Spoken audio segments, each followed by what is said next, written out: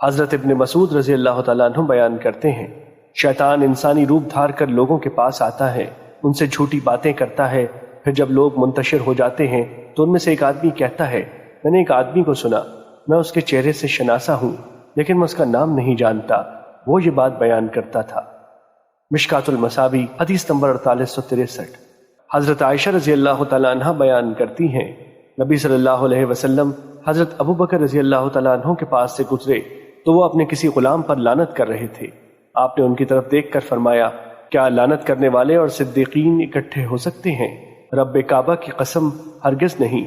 چنانچہ حضرت ابو بکر رضی اللہ تعالیٰ عنہ نے اس دن اپنے بعض غلام بطور کفارہ آزاد کیے، پھر نبی صلی اللہ علیہ وسلم کی خدمت میں آ کر عرض کیا، میں آئندہ ایسے نہیں کروں گا۔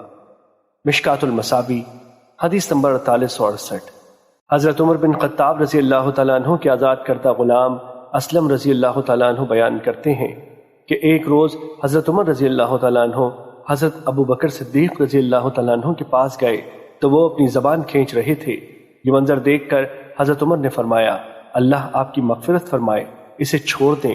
حضرت ابو بکر نے فرمایا، اس نے مجھے ہلاکت کی گڑھوں تک پہنچایا ہے۔ مشکات المصابی حدیث نمبر 4869۔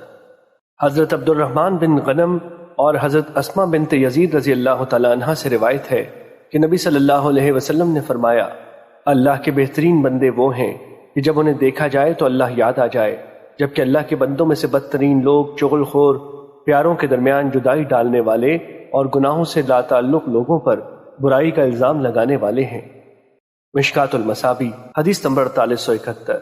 حضرت عبد الرحمن بن غنم اور حضرت اسماء بنت یزید رضی اللہ تعالیٰ عنہ سے روایت ہے کہ نبی صلی اللہ علیہ وسلم نے فرمایا، اللہ کے بہترین بندے وہ ہیں کہ جب انہیں دیکھا جائے تو اللہ یاد آ جائے، جبکہ اللہ کے بندوں میں سے بدترین لوگ چغل خور، پیاروں کے درمیان جدائی ڈالنے والے اور گناہوں سے لا تعلق لوگوں پر برائی کا الزام لگانے والے ہیں۔